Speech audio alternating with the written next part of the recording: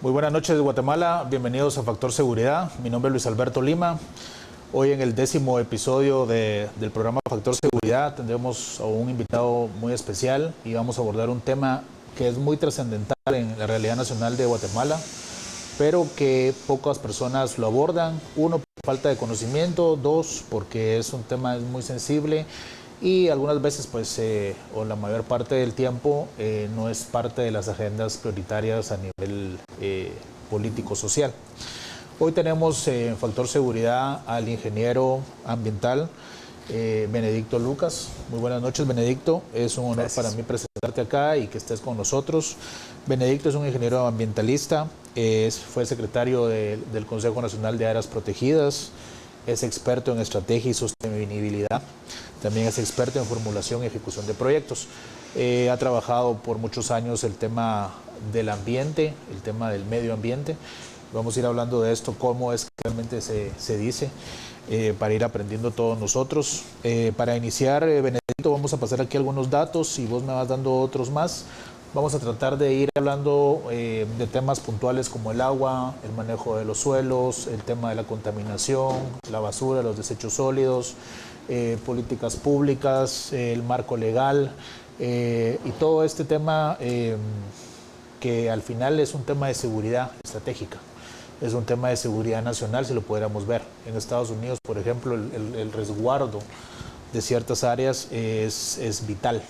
Es vital por cuestiones de geopolítica y seguridad nacional. Entonces, por ejemplo, hay un dato que encontré por acá entre la información que hemos buscado del perfil de Guatemala. El 72% de los hogares en Guatemala usan leña. Esto genera, o el desencadenante es la deforestación, definitivamente. Y no tenemos, considero yo, una cultura de reforestar, ¿verdad? Han habido casos, por ejemplo, como el de Nahualá, donde hay un conflicto de finca, de una propiedad con dos municipios, donde unos reforestan y otros deforestan. Entonces no se logran poner de acuerdo, pero eso es un tema que es ya de varios siglos. El 90% de las fuentes de agua en Guatemala están contaminadas. El agua creo yo que va a ser, sin equivocarme, o lo podría decir con un buen porcentaje de probabilidades, va a ser el que va a generar una siguiente guerra. Porque el agua cada vez está más escasa, por los cambios que están existiendo en el mundo y cómo se está utilizando.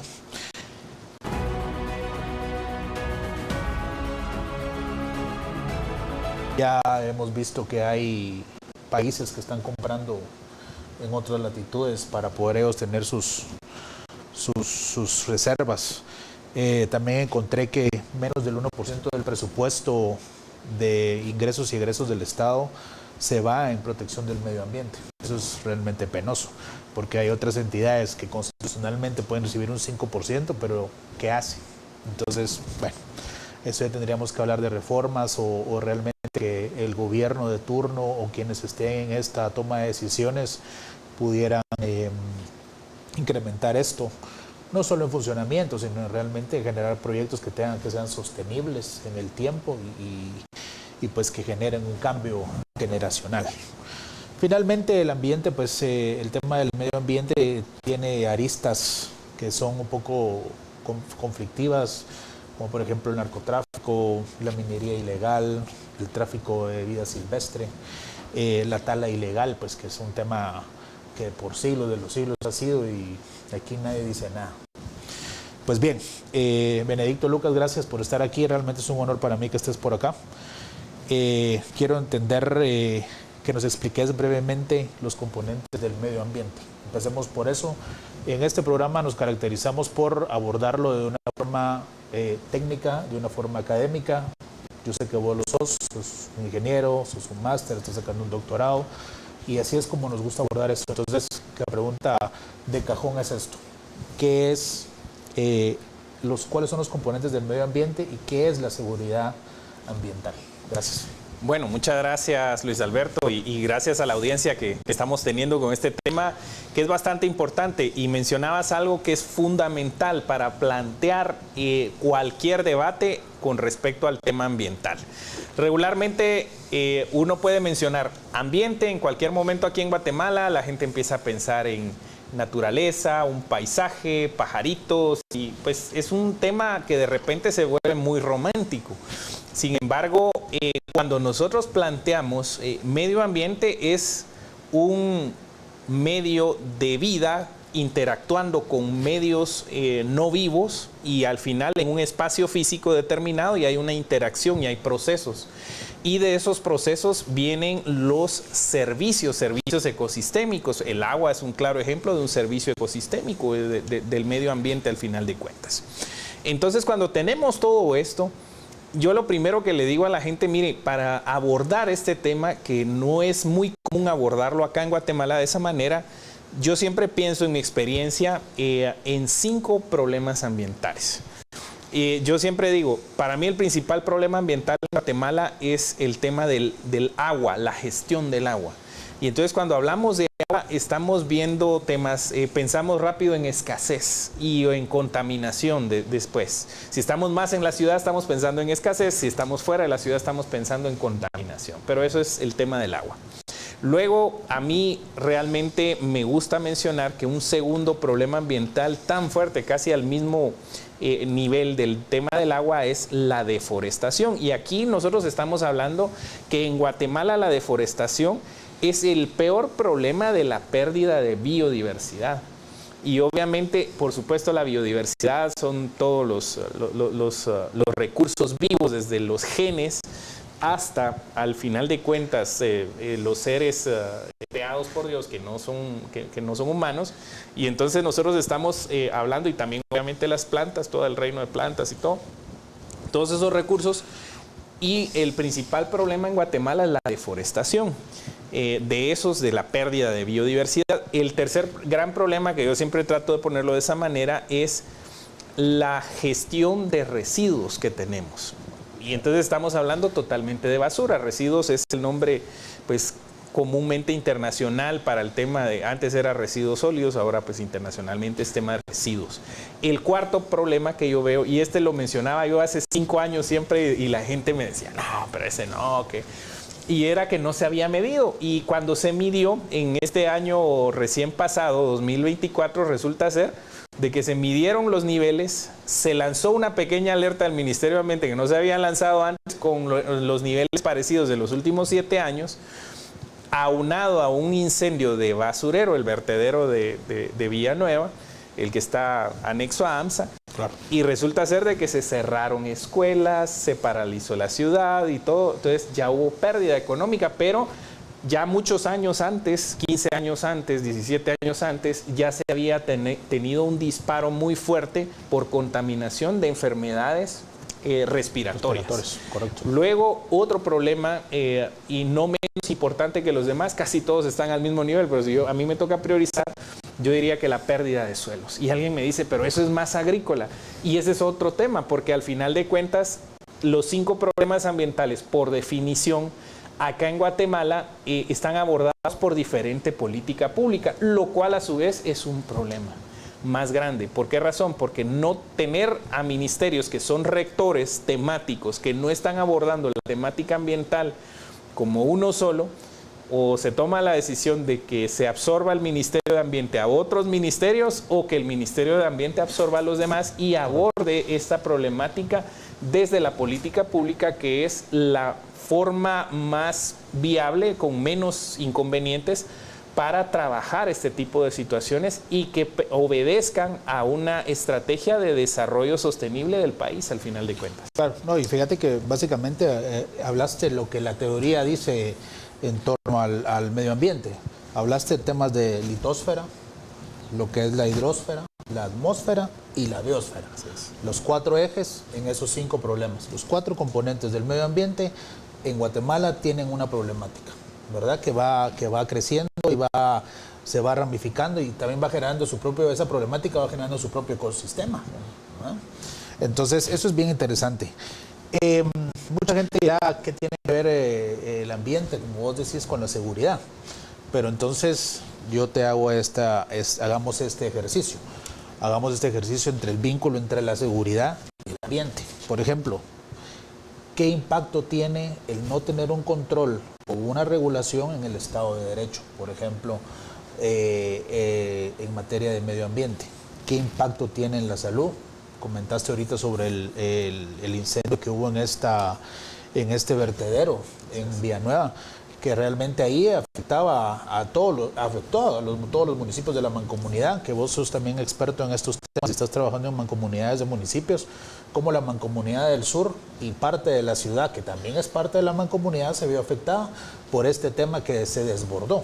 Sí. Digamos, muchos dijeron que pudo haber sido mano criminal, pues otros pues temas ambientales que generaron el incendio, no importa. El tema es que realmente la capacidad operativa o institucional de respuesta, no digamos de Conred, que ese sería otro tema que es reducción de desastres, ya ellos se quedaron vencidos y sobrepasados en el problema, ¿verdad? Pero, por ejemplo, la seguridad, el ambiente y la alimentación, la seguridad del ambiente y la economía, o la producción y el desarrollo. ¿Cómo ves ese enlace entre la seguridad del ambiente con estos factores que yo te indiqué? A mí me gusta siempre poner un ejemplo al abordar este tipo de problemas. Y, por ejemplo, yo le digo a la gente, mire, piense en una cuenca.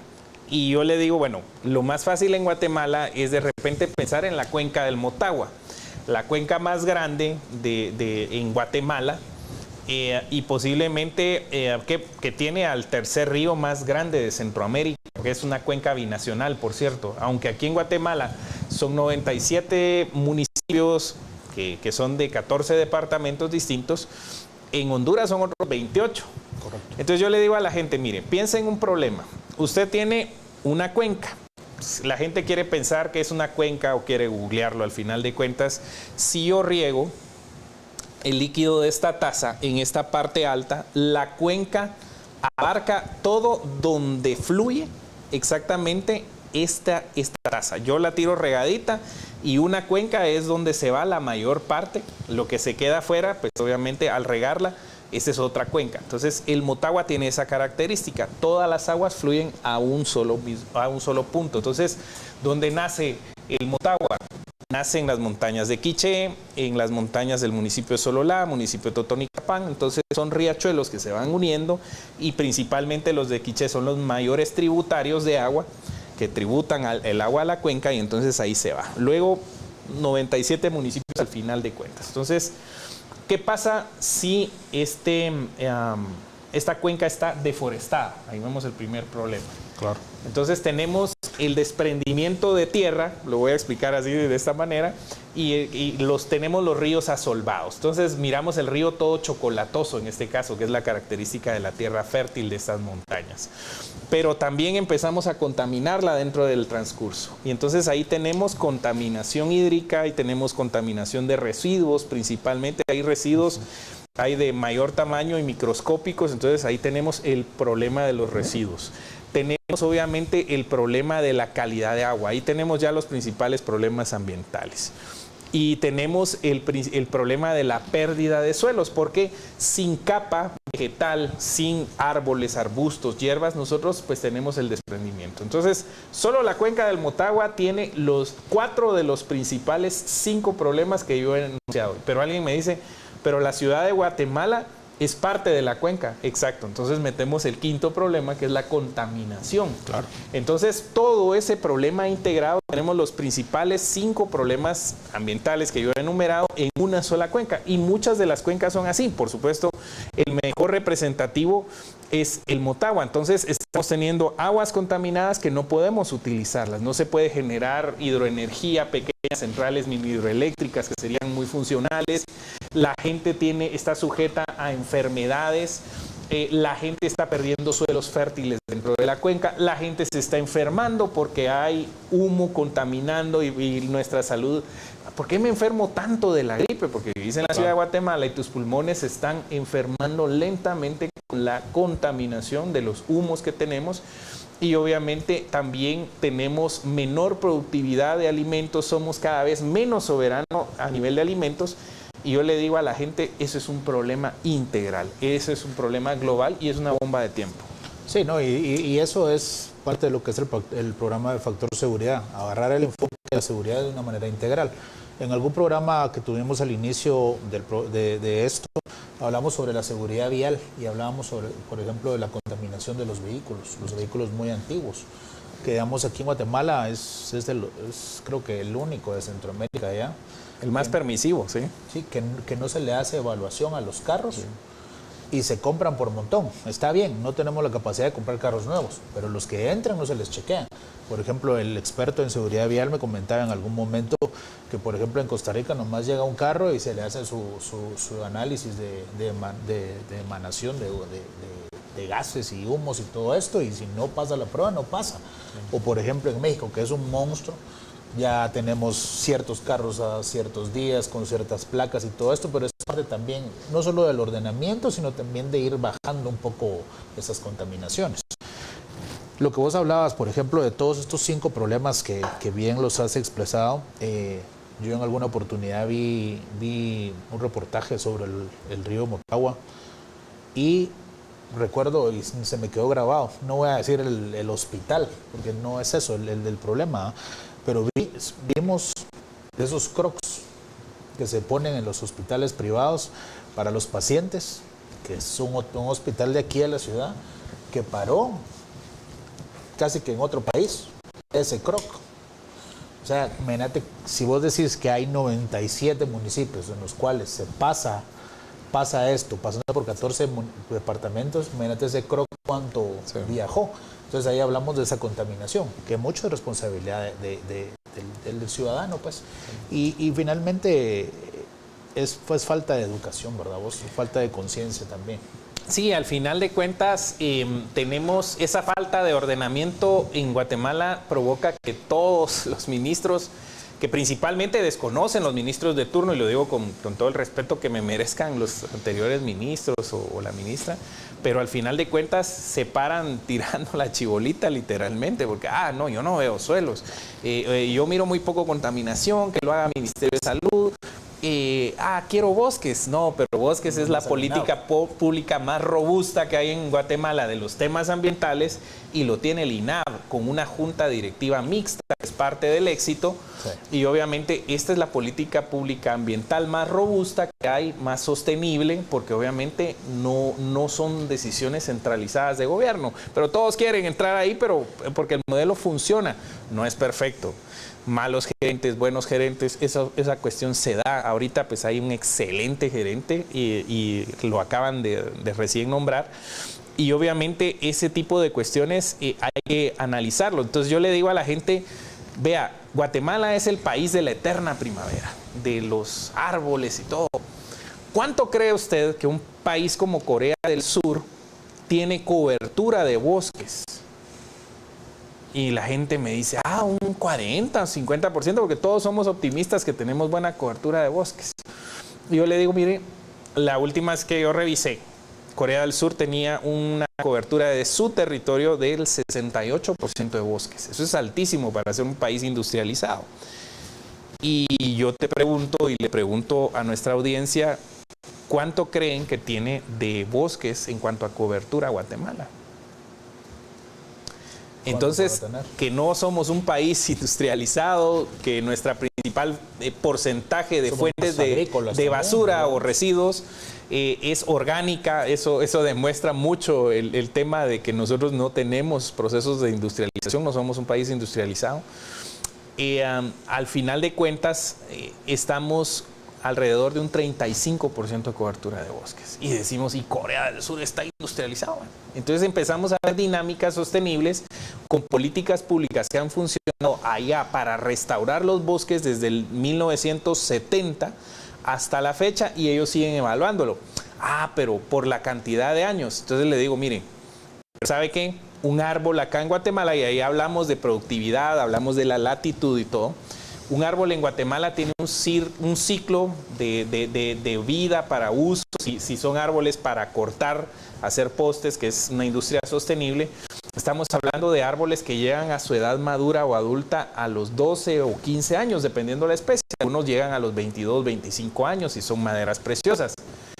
Entonces, bueno, ya la gente empieza a decir entre 12 y 22, 25, entre 12 y 25, bueno. Y Corea del Sur, estamos hablando de ciclos de corta para madurez de 90 años, 80 años. Entonces la gente dice, bueno, esa es una cultura. Entonces podemos restaurar mientras hay procesos de industrialización, procesos... La gente se asusta con los procesos de industrialización, pero los países industrializados tienen un mejor estilo de vida. Y alguien me decía, es que hay que destruir un poco los recursos y la biodiversidad para lograr esos procesos. Eso era antes. Con el nivel de conocimiento, tecnologías y formación de capacidades humanas, y si no tenemos suficientes profesionales, los importamos, pues obviamente construimos una sociedad que se vaya desarrollando mientras recupera, restaura sus bosques y mejora en cuanto a sus niveles de vida. A mí me sorprendió que en el año 2007, por ejemplo, yo me voy a Japón a estudiar uno de los posgrados y allá veo de que la segunda política pública que tenía relación con el medio ambiente que mejor avanzaba era una política municipal de recuperación, restauración de la salud mental caminando en los bosques, y la gente pagaba una gran cantidad por las terapias de caminar en el bosque. Entonces, imagínense la biodiversidad y el clima en Guatemala. No tenemos climas extremos como Japón o mega extremos como Estados Unidos, que ahorita está en una helada ártica y todo el mundo congelándose, y en junio, julio se están muriendo del calor. Son climas extremos. No se diga en otros países árabes, por ejemplo, donde las temperaturas están arriba de los 40 y tantos, casi 50 grados centígrados, donde la gente se tiene que tapar mucho para cubrirse de los golpes de calor y no colapsar. Entonces, tenemos una serie de cosas que aprender sobre nuestros recursos naturales y sobre nuestro medio ambiente, y hay que poner los temas sobre la mesa sin miedo. Hay que hablar que la política pública en Guatemala merece un ordenamiento, y alguien me dice, pero hay una razón más fuerte para lo que estás planteando de los problemas ambientales. Claro que la hay. Si nosotros tuviéramos un ordenamiento territorial como una política de eje rector, transversal, nosotros podríamos resolver con mayor facilidad todo esto. Si nosotros decimos, acá vamos a producir, acá va a haber degradación ambiental, pero vamos a hacer alrededor un proceso de restauración disciplinado, vamos a cubrir todas las partes altas de montaña, que es nuestra principal fuente de infiltración de agua, para que nunca nos haga falta el agua. Aquí en Guatemala vamos a tener que pensar en trasvasar más ríos. No, nunca se ha trasvasado un río. Claro que se han trasvasado ríos y se han modificado cuencas. En los 70s, el río Chayá y el río Pixcayá no son de una misma microcuenca. Sin embargo, se unen, se hace un proceso de ingeniería y se puede volver a hacer lo mismo a otra escala, con mayor caudal, y estar alimentando la ciudad de Guatemala mientras resolvemos el tema de infiltración, que nos puede llevar unos 15, 20 años para inyectar pozos. Metemos tecnologías para recibir toda esa lluvia. Miren, pues, la lluvia en Santa Lucía, Cotzumalguapa, póngale usted otro municipio que conozca, como yo conozco tal vez Santa Lucía, donde las avenidas se vienen los carros 5, 6, 7 cuadras de la parte alta a la parte baja solo con una correntada cuando hay lluvias, en una sola lluvia. Entonces uno dice, tenemos agua y la dejamos correr y la vemos pasar. No la aprovechamos, no la usamos, y mucho menos devolverla limpia, ¿no? No, y fíjate que eso me recordaste en algún tiempo cuando estuve en el sector público, que se impulsó, no recuerdo cómo estará ahora esa política, la política nacional de descentralización, donde te habla de que hay 8 ministerios de línea priorizados, y uno de ellos era el de medio ambiente. Pero al momento de hacer el diagnóstico y hacer una política sectorial, era un pleito encontrar, o sea, se sabía que el ente rector de esa materia es el ministerio, pero cada quien se tiraba la chibola, como vos lo estabas diciendo. Entonces ahí vamos a ir, tenemos algunos minutos ya antes de ir al corte comercial, pero entonces ahí vamos a entrar a hablar sobre la institucionalidad, después sobre los marcos legales, que lo hemos hablado ahora que te traje aquí a este programa invitado, sobre la ambigüedad o las dobles funciones que existen. o ciertas partes que quedan ahí en zonas grises, y no digamos las políticas públicas. Pero también a lo que quería yo llegar es que me recuerdo que en esos años 2007, que estaba, si no me equivoco, estaba la gana o íbamos a pasar al gobierno de la UNE, se hablaba de que todas las políticas públicas deberían de tener 3 ejes fundamentales: multicultural, multilingüe y que respetara el tema ambiental, que fueran ejes transversales, ¿verdad? Ahora vemos con el tiempo que esto quedó en pura narrativa, sí. ¿Ya? Porque ni hay multiculturalidad manifestada en estas políticas, no hay el tema del lenguaje. También es un tema que el sistema educativo en Guatemala ahorita se está quedando obsoleto, y no digamos el tema transversal de todas las políticas públicas que hay en Guatemala, que se respete el tema de ambiente. Sí, ¿verdad? Claro. Claro, y aquí en Guatemala, por ejemplo, dos dependencias estatales, 2 tipos de dependencias estatales pueden desarrollar, crear política pública. Por supuesto, siempre tiene que haber un líder, en este caso que por la ley del organismo ejecutivo define que las políticas públicas las lideran ministerios, pero quienes la desarrollan, la CGPLAN, la conducción y el desarrollo CGPLAN, y resulta ser que el Código Municipal, en su artículo 49, 50 y 51, faculta también a las mancomunidades. Exacto. Y resulta ser de que esa figura no la hemos usado. Yo no encuentro aún en ninguna mancomunidad política pública desarrollada. Entonces, conducida, desarrollada. Entonces, obviamente, ya hay una mancomunidad nueva que ha iniciado, se ha pronunciado, y obviamente yo soy uno de los cofundadores y estamos trabajando a nivel de asesor de la Junta Directiva y la Gerencia, que es la mancomunidad del Motagua. Mancomunidad Motagua se llama, Mancomunidad de Municipios de la Cuenca del Río Motagua. Mancomunidadmotagua.com es la página donde se puede encontrar esta información. Y eso tiene que ver mucho con institucionalidad, gobernanza y los roles. Hay ministros de ambiente que dicen, mire, eso no me toca a mí. Hay otros que dicen, eso lo toca a la MUNI, pero podemos hablar de eso. Ok, vamos a un corte comercial. Esto es Factor Seguridad. Estamos con Benedicto Lucas. Gracias. Síguenos. March Reyes busca promover el diálogo desde la visión única y valiosa. Los padres Reyes Mendoza y Florian Castillo hablan sin miedo a la verdad en un espacio como nunca. Síguenos en nuestras redes sociales.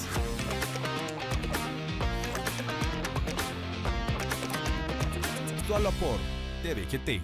March Reyes busca promover el diálogo desde la visión única y valiosa de distintas generaciones en torno al presente del país, con un programa fresco y dinámico donde se discuten temas de actualidad con el objetivo de lograr la colaboración intergeneracional que nos permitirá aprender de la experiencia y las nuevas ideas para enfrentarnos a los desafíos actuales y podamos construir una Guatemala libre y próspera, todos los martes a las 19 horas y jueves a las 18 horas, solo por TVGT. Los padres Reyes Mendoza y Florian Castillo hablan sin miedo a la verdad en un espacio como nunca antes visto. Política, economía, religión y muchos temas más, abordados de una forma directa y sin tapujos. Todos los viernes a las 18 horas por TVGT. Entrevistas amenas con invitados especiales, análisis de la coyuntura nacional de la mano de Carlos Hoffman. Bienvenido Omar al show de Hoffman. No, hombre, qué alegre estar en este sillón tan famoso ya de la televisión, por favor. Hoy, ¿de qué sirvió todo el esfuerzo que hicimos para la reforma financiera si tenemos un hombre que cuando le preguntan sobre el presupuesto dice pela? Todos los lunes, miércoles y viernes a las 20:30 horas, solo por TVGT. Carlos Córdoba explora el entorno económico de Guatemala con un enfoque en la libertad de mercado y las oportunidades bursátiles. Este programa ofrece una visión clara de cómo las empresas pueden prosperar con menos restricciones y mayor competitividad. Economía de mercado. Miércoles 6 de la tarde y los viernes a las 7 de la noche. Solo por TVGT. Temas tabús, sexualidad, salud, moda y belleza. Wendy y Araceli ofrecen entrevistas y análisis con un enfoque fresco y sin prejuicios, dirigido a un público diverso que busca respuestas y consejos prácticos en un ambiente relajado y ameno. Todos los martes a las 20 horas, ¡Qué mujeres! Voces sin filtro. Solo por TVGT. Al Objetivo, un programa de impacto social que muestra la realidad de Guatemala y las maneras en que se puede hacer patria desde criterios e iniciativas que logran formar agentes de cambio para un mejor futuro. Todos los jueves a las 11 de la mañana. Solo por TVGT.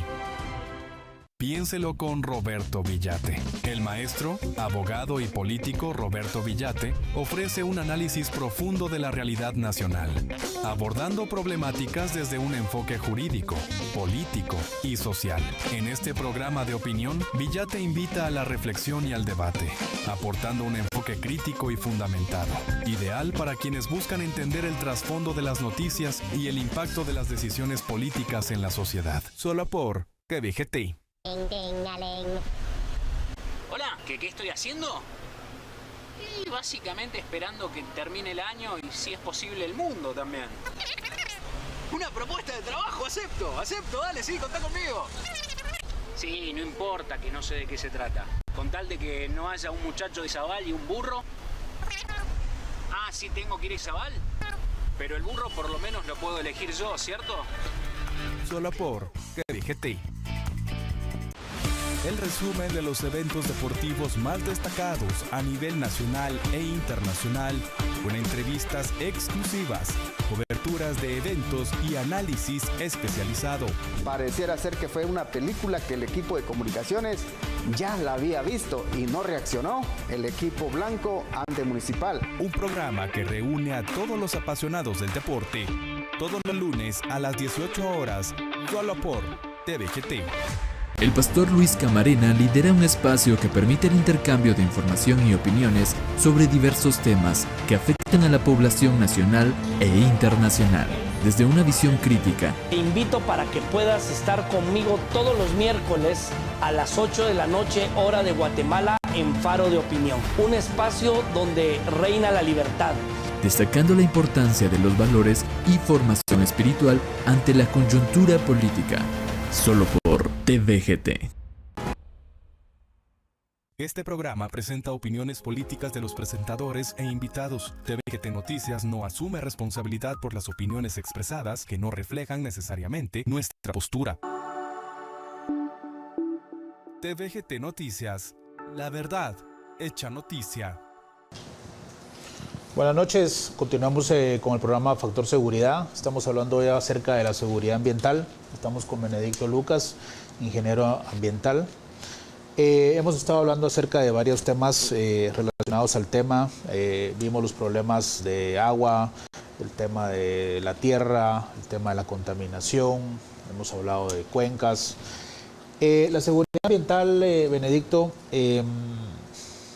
va en la línea de generar instrumentos para evaluar. Habla sobre sistemas de control.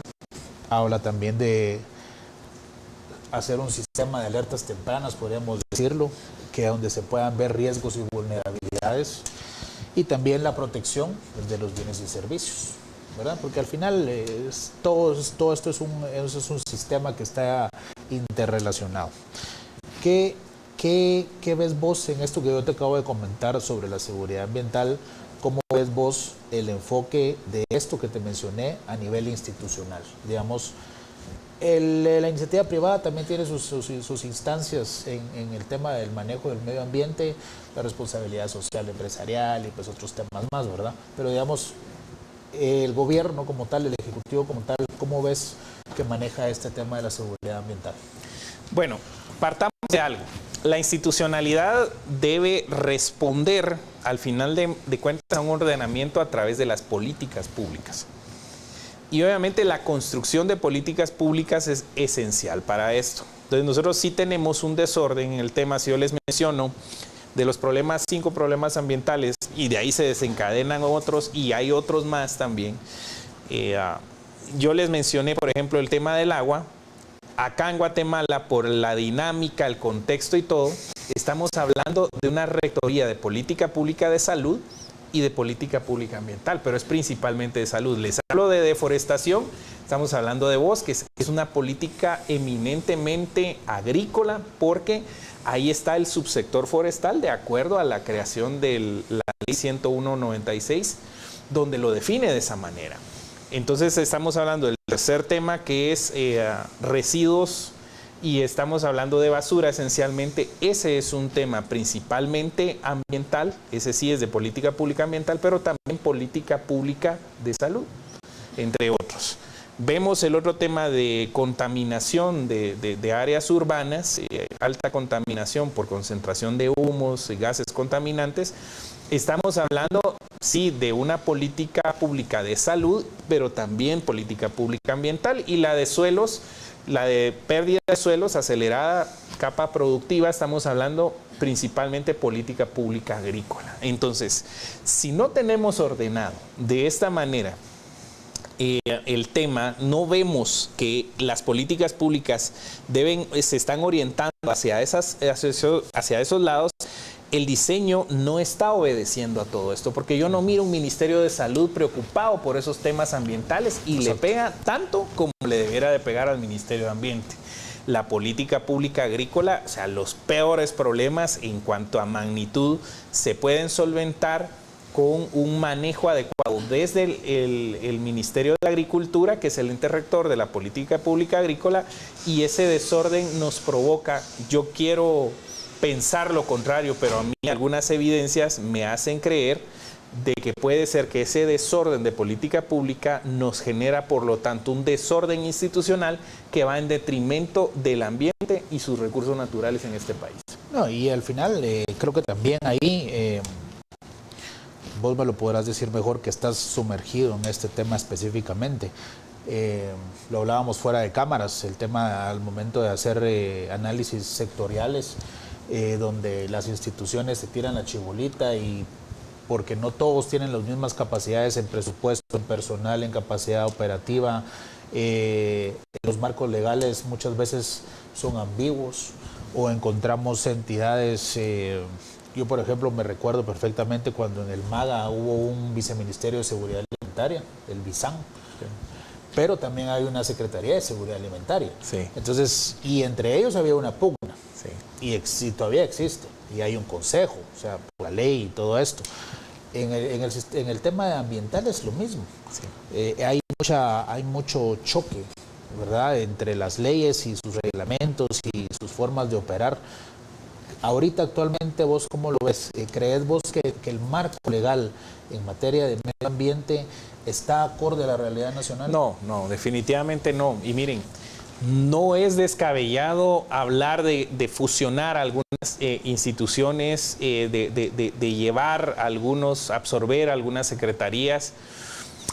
Yo quiero pensar de que es más fácil ir revisando la política pública constantemente. Hablábamos fuera de cámaras de que hay un país en el que tuve la oportunidad de hacer un posgrado, donde están revisando semanalmente, están midiendo semanalmente la percepción de la gente para sus políticas públicas.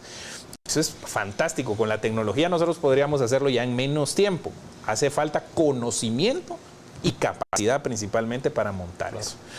Pero obviamente yo siempre me enfoco en temas que se pueden hacer. Nunca fue descabellado en algún momento cuando se propuso fusionar instituciones que tenían que ver con el tema ambiente. El planteamiento fue el malo, porque dijeron, bueno, el Ministerio de Ambiente ya tiene el visto bueno del presidente de turno, dijo cierto ministro de Ambiente por ahí, y va a absorber el Ministerio de Ambiente al INAV y al CONAP. Eso no se puede hacer así, de esa manera. El planteamiento fue muy malo, realmente se echó encima a todos los gremios, y después de esa polémica el ministro lo renunció. Entonces, al final de cuentas, es un problema. Ahora, yo no quiero dejar en la mente de la población de que todo es malo, y yo siempre pongo un ejemplo bastante bueno, bastante particular, y que obedece un poco a cosas que sí se han hecho bien, pero no son generalizados estos ejemplos.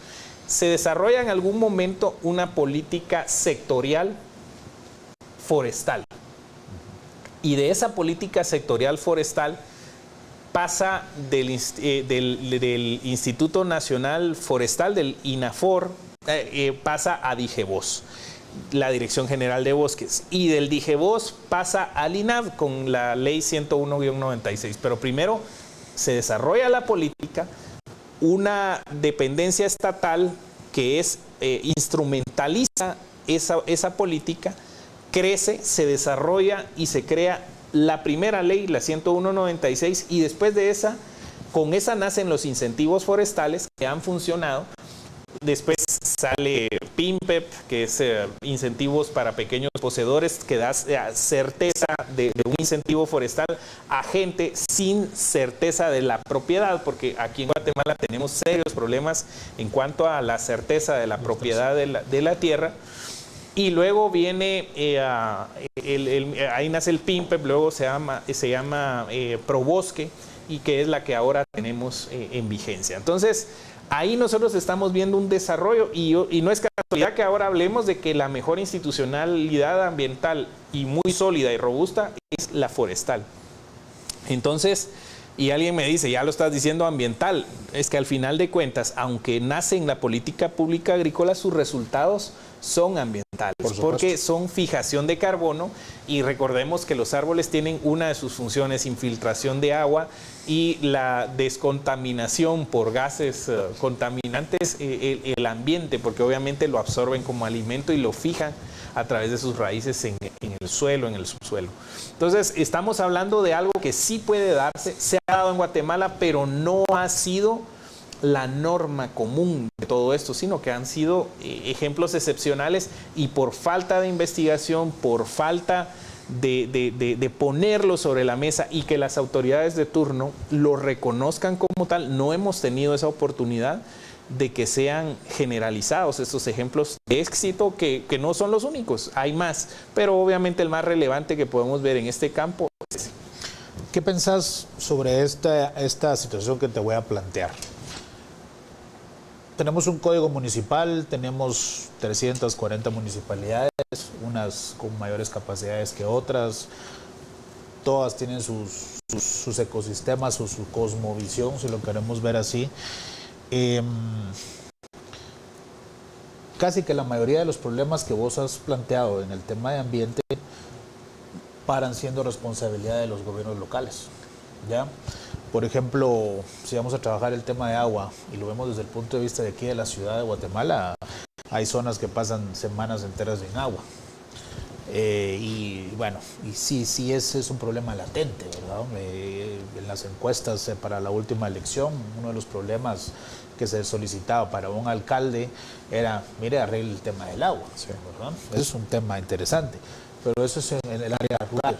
En el área urbana, el área rural pues también tiene otras manifestaciones el tema del agua, como vos lo indicaste, pero también sigue siendo crítico, y quien lo absorbe es el gobierno local, que es la autoridad final, la más cercana a la ciudadanía o a la población.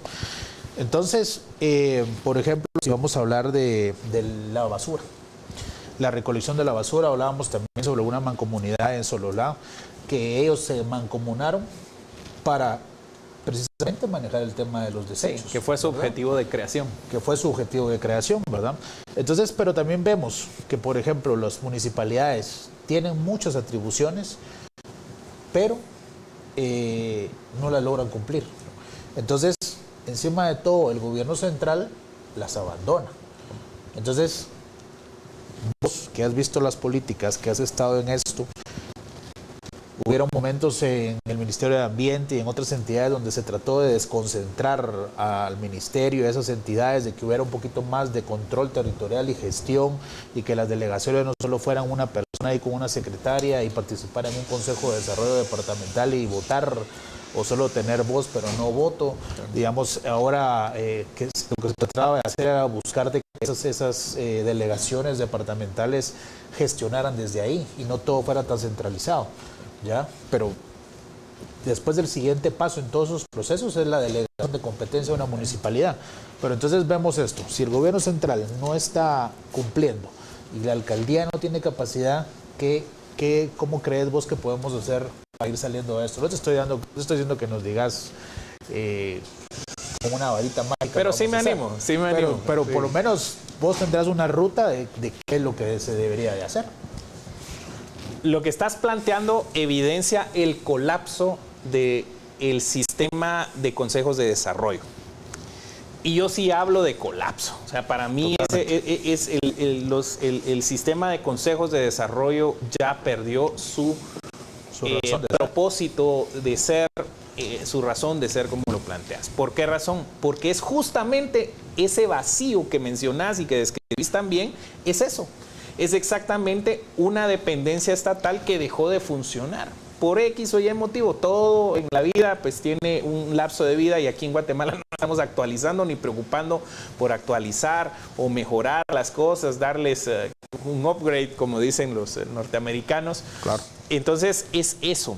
Y obviamente nosotros en algún momento con algunos colegas en el área rural veníamos en el contexto de una consultoría, yo venía y hablando con un amigo, le digo a un colega que es muy conocedor, y mira, le digo yo, al final aquí lo que falla es esa falta de comunicación y falta de coordinación constante, permanente entre municipalidades y ministerios. Es un abismo. Está el señor ministro que no se entera qué pasa aquí abajo y está el señor alcalde que está con los problemas de que le llegan a pedir para la medicina, para las cajas de muertos, el problema de los baches, el problema de desarrollo, el problema del hambre, el problema de que en un lugar se reventaron las tuberías, en otro lugar nunca llega el agua, o sea, miran todo. Entonces, el sistema de consejos de desarrollo es esa forma de comunicarse. Y tristemente, uno tiene que empezar a buscar formas alternas de llenar esos vacíos si quiere desarrollar los territorios. Y alguien me dice, pero los territorios sí se están desarrollando algunos. Casi 2,000 personas diariamente están saliendo del país. Casi 2,000 personas buscando oportunidades en Estados Unidos y si les va bien y si no, se tienen que quedar en México. Igual los están regresando, se vuelven a ir 5, 6 veces, 7 veces si fuera necesario. Entonces, no está funcionando el sistema de consejos de desarrollo. Nosotros vimos que las mancomunidades son una estrategia, pero seguimos creyendo que la gente no lo voltea a ver. ¿Por qué razón? Porque podemos aglutinar funciones específicas como la manxología, que la conocí en algún momento a nivel profesional, claro. Y obviamente esa se fundó totalmente para un tema de residuos, un tema de calidad de agua. Entonces ahí está bien clara su función y todas las mancomunidades tienen esa razón. Si son mancomunidades más grandes, pues tienen cosas más estratégicas. La mancomunidad Motagua es desarrollo sostenible. ¿Por qué razón? Porque son 97 municipios, son 11 comunidades lingüísticas mayas, más xincas, más garífunas, más ladinos.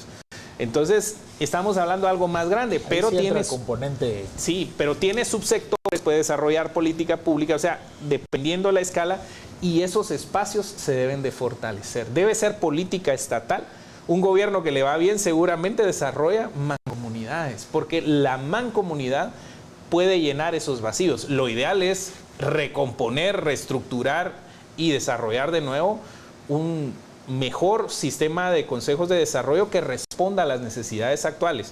De momento las mancomunidades llenan la mayoría de esas necesidades y es lo que se debiera de hacer mientras se componen los sistemas de consejos de desarrollo, porque no va a llevar poco tiempo y no es de, perdón la expresión, de fumarse una ley en 2-3 días, claro, porque eso no es así. Debe tener consulta, investigación, y regularmente aquí en Guatemala obviamos mucho el tema de investigación y consulta informada totalmente, no tendenciosa. Sí, no, y fíjate vos que por ejemplo, yo comentaba en otro programa que la tesis de grado que yo hice en ciencia política, la hice sobre el sistema de consejos de desarrollo y trabajé sistemas de consejos de desarrollo desde la Secretaría Ejecutiva de la Presidencia 10 años. Y por ejemplo, llegamos a certificar más de 16,000 COCODES. Los consejos municipales, pues no todos estaban articulados, los consejos departamentales, pues sí, porque son los gobernadores quienes los dirigen, el secretario es el delegado de SEGEPLAN, hay muchas delegaciones departamentales, los representantes de la sociedad civil ante el consejo, es una cosa que que a mí me queda duda, y lo hemos hablado en múltiples foros, que realmente quién los selecciona a ellos. Ya después nos vamos a 8 consejos regionales, que es solo una entidad de trámite, ¿verdad? Porque tenemos una ley preliminar de regionalización que nos pide que nos dividamos en 8 regiones, pero ¿qué hacen esos consejos regionales? Para llegar al nacional, donde ahí ya se encuentran los grandes representantes de la sociedad civil, que no sabemos quiénes son, enfrentándose o compartiendo mesa con el gabinete de gobierno, ¿ya? Para hacer planificaciones nacionales o políticas nacionales, que eso se debería de hacer. Sí. Pero ¿en qué se convirtió el sistema de consejos de desarrollo? En un sistema de un listado geográfico de obras, donde los gobernadores van a hablar con los alcaldes y van a ver qué empresa va a hacer qué proyecto. Pero no hay esa planificación participativa, que era el origen y el espíritu de ese sistema de consejos. Y recuerdo perfectamente que entre la misma ley se pedía que hubieran comisiones de medio ambiente, tanto municipal, tanto departamental, regional y nacional, porque realmente, o sea, tiene que ir en cascada, ¿no? Si lo querés ver, o de arriba para abajo, de abajo para arriba, ¿ya? Y por ir priorizando, pues, las necesidades. Pero bueno, ese es otro tema. Ese es otro tema de planificación, sí, que se ha ido degenerando en Guatemala, y creo yo que también eso es lo que ha provocado es desorden. Planificación y ordenamiento territorial, al final de cuentas. Claro. Quiero hablarte sobre el tema de la basura y su impacto. Vos como experto, yo estaba leyendo ahí el proceso. Por ejemplo, hay la recolección de la basura, el transporte, tener instalaciones preparadas para recibir esta cuestión, su tratamiento, ¿verdad? El tratamiento de esto. Pero yo siento que no termina de cuajar la estrategia ahí, ¿verdad? Del manejo de la basura. Vimos el gran basurero de la zona 3, que es un monstruo, y ya es casi que es un estadito, es un estado. Sí. Ya ahí tiene su propia... Ahí muere y nace gente y no hay registros afuera. Claro, ahí es como decirte, es otra sociedad en una sociedad, sí, ¿verdad? Pero desde lo local, y así vamos también que otra vez vuelta a lo mismo, las alcaldías y los gobiernos locales y la gente tiene que lidiar con este tema. ¿Qué trabajamos en esta línea de trabajo? Vale la redundancia, ¿qué hacemos con el tema de la basura? Pues sigue esto creciendo, no hay procesos de reciclaje, no hay reutilización de ciertas cosas, también no tenemos la cultura de no usar cosas que sean biodegradables, ¿verdad? Sí. O amigables para el ambiente. Bueno, los residuos, de acuerdo a lo que generamos en cuanto a porcentajes, en cuanto a volumen, habla mucho del tipo de sociedad que tenemos. Y obviamente nosotros estamos generando entre un 55 a 65% de residuos orgánicos. Es una oportunidad de compostaje impresionante, ya sea para alguna generación de energía por acá o generación de abonos orgánicos y otra serie de cuestiones. O sea, por ahí va. Y como no está en condiciones controladas, tampoco generamos algunos químicos de valor comercial, por ejemplo, pero podríamos estar planteando cosas como ese tipo. Y obviamente, y producimos la misma cantidad de basura que promedio latinoamericano y todo. Lo único que varía con respecto al resto de países es el porcentaje de materia orgánica, que es bastante alta, y no tenemos un análisis de eso. Esto debiera de ser, por ejemplo, para cualquier administración del Ministerio de Ambiente, un reto con resultados posibles de manera inmediata, y no meterse a echarle la culpa al alcalde aquí, a la alcaldía, porque ya cuando se les acaban las excusas, bueno, desde que empiezan las excusas es contra el alcalde, y cuando se le acaban también, o sea, es un proceso. Y yo no digo que no haya responsabilidad de los alcaldes, pero a los alcaldes alguien les debe contar cómo está la situación.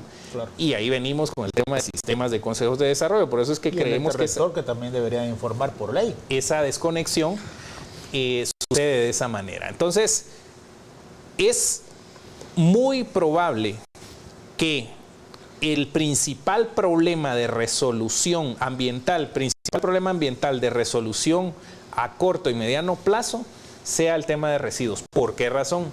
Porque se generan ingresos residuos a través de la implementación de la economía circular.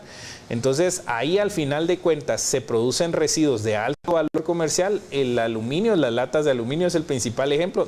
¿Cuántas latas de aluminio encontramos tiradas en las calles? No encontramos, porque la gente sabe que tiene un valor alto, le cae. Y toda la basura tiene un valor, y si nosotros tuviéramos ese tema, ese desarrollo, un Ministerio de Ambiente bien conducido, bien estructurado, con gente con conocimientos, especialmente la autoridad superior, puede empezar a resolver con resultados contundentes en 2 años. Y para el periodo tan corto que tenemos, que es de 4 y no de 6 años, que sería algo mejor como los sexenios en México, sería bastante bueno entregar resultados en esa materia. Entonces, es probable de que nosotros tengamos que hacer un juego de también fiscal, librar de aranceles de importación a tecnología para reciclaje, manejar el tema a beneficio de los propietarios, de la gente que adquiera ese tipo de cuestión en cuanto a impuestos o algún incentivo al final de cuentas. Un sistema de incentivos y desincentivos funcionaría muy bien, pero a la gente todavía le da temor tocar el tema fiscal. Pero ¿por qué no? Si vamos al final de cuentas a impactar problemas que se nos devuelven de otra manera. Entonces, el tema de basura es el que a corto tiempo puede entregar resultados más satisfactorios, definitivamente. Ok. Me están dando aquí, producción me está diciendo que ya estamos casi que a 2 minutos de terminar. Quiero yo, no podemos hablar un poquito de la contaminación y los incendios, que creo yo que esto va a ser algo que va a pasar en este año 2025, si no se sabe manejar, ya sea por las cuestiones naturales o por cuestiones humanas, podría generar esto un desgaste. Finalmente, yo quisiera que vos me comentaras la importancia de la educación ambiental y, para poder cerrar esto, ¿qué tan importante es que el Ministerio de Educación y todas las entidades relacionadas al tema se introduzca el tema de la educación ambiental? Deberá ser un eje transversal. Han habido avances en algunos gobiernos, en otros no tanto. Y obviamente es la base de todo esto, pero la educación también tiene que ver con investigación e información precisa y concisa. Algo que sí aplaudí yo es de que, por ejemplo, se generara en los últimos días del año pasado el informe ambiental que por ley lo debe de presentar al ministerio. Miren, tiene bastantes falencias, yo lo señalo y lo estoy analizando, ya empecé en mis redes sociales también a analizar un poco del tema, pero se aplaude de que se está entregando y eso es importante tenerlo claro. Y la gente tiene que estar mejor informada sobre los temas ambientales para poder exigir. Hablábamos también fuera de cámara de que si la población está informada, organizada y conoce a su estructura de gobierno, va a evidenciar un problema que hemos tenido mucha verticalidad en el manejo de la estructura de dependencias del Estado. Entonces tenemos al superministro y casi que así los vemos, cuando al final de cuentas nosotros tenemos el poder político para exigir. Y por eso es que tenemos necesidad de una sociedad más orientada a generación de políticas públicas, actualización, desarrollo, que se vuelvan mejores y que migren a otras, que se agrupen y todo. Es un proceso de años, es un tema cultural y es un tema principalmente de educación, formación e investigación, que es importantísimo. Excelente. Pues gracias, Benedicto, ha sido un honor tenerte por acá en Factor Seguridad. Gracias, televidentes, por este programa, por su atención. Buenas noches, Guatemala. Mi nombre es Luis Alberto Lima y regresamos en un próximo episodio con Factor Seguridad. Gracias.